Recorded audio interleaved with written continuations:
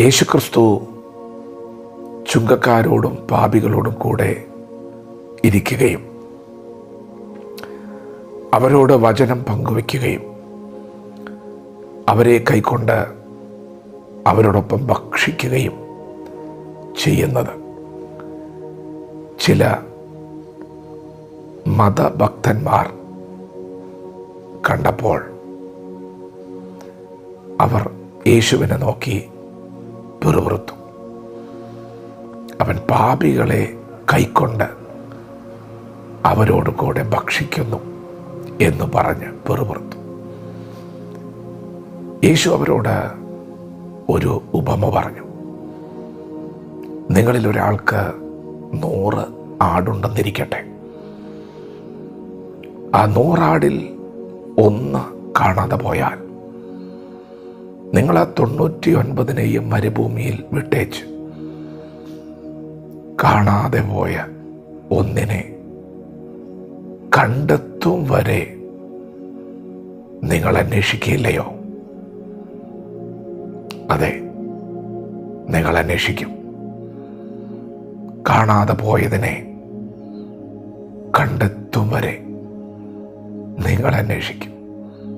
കാരണം അത് നിങ്ങളുടെ ആടാണ്, നിങ്ങൾ വില മുടക്കിയതാണ്, അത് നിങ്ങളുടെ സ്വന്തമാണ്. നിങ്ങൾ അതിനെ കണ്ടെത്തും വരെ അന്വേഷിക്കും. അതിനെ കണ്ടുകിട്ടിയാൽ നിങ്ങൾക്ക് സന്തോഷമുണ്ടാവും. നിങ്ങളതിനെ തോളിലെടുക്കും. എന്നിട്ട് തിരിച്ചു വീട്ടിൽ വന്ന് സ്നേഹിതന്മാരോട് ഒരുമിച്ച് സന്തോഷിക്കും. യേശു പറഞ്ഞു, അങ്ങനെ നിങ്ങൾ സന്തോഷിക്കുമെങ്കിൽ ഈ പാപിയുടെ മാനസാന്തരത്തിൽ ഞാനും സന്തോഷിക്കും. പ്രിയപ്പെട്ടവരെ, നിങ്ങൾ സമൂഹത്തിൽ എത്ര അവഗണിക്കപ്പെട്ടവരാണെങ്കിലും എത്ര തള്ളപ്പെട്ടവരാണെങ്കിലും യേശു നിങ്ങളെ തള്ളിക്കളയില്ല. അവൻ ഈ ഭൂമിയിൽ വന്നത് തന്നെ നിനക്ക് വേണ്ടിയാണ്, നിനക്ക് വേണ്ടി തന്നെയാണ്. യേശു വന്നത് പാപിയെ തേടിയാണ്. അവൻ നിന്റെ പ്രകൃതി അറിയുന്ന ദൈവമാണ്.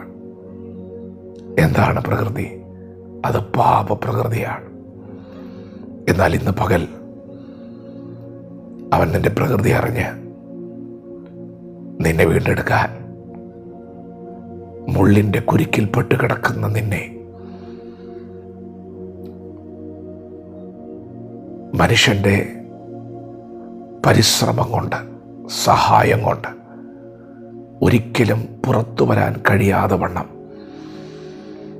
മുള്ളിൽ കുരുക്കിൽപ്പെട്ട് കിടക്കുന്ന നിന്നെ പുറത്തെടുക്കാൻ നിന്റെ പ്രകൃതി അറിഞ്ഞവൻ വന്നിട്ടുണ്ട്. അവൻ നിന്റെ പാപത്തെ ചുമന്നത്, നിനക്ക് വേണ്ടി നിന്ദിക്കപ്പെട്ടത്, അപമാനിക്കപ്പെട്ടത്, തകർക്കപ്പെട്ടത് നിന്നെ കുരുക്കിൽ നിന്നും പുറത്തു കൊണ്ടുവരാനാണ്.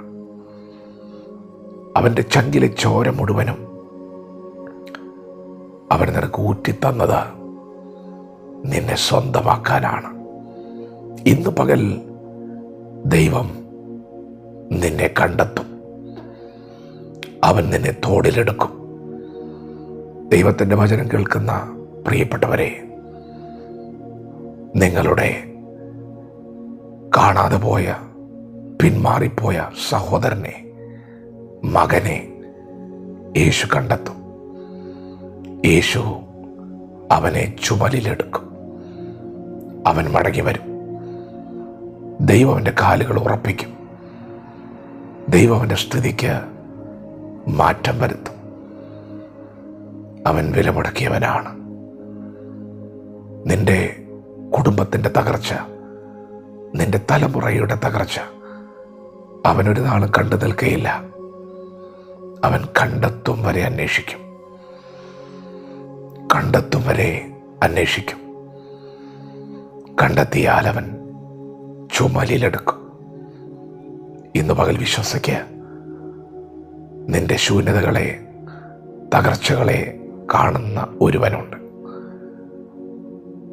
നിന്നെ കാണാൻ ഈ ഭൂമിയിൽ ആരുമില്ലെങ്കിലും അവൻ നിന്നെ കാണുന്നുണ്ട്. അതിവേഗത്തിൽ ഒരു ദൈവപ്രവൃത്തി നിങ്ങൾക്ക് വേണ്ടി വെളിപ്പെടുന്നു.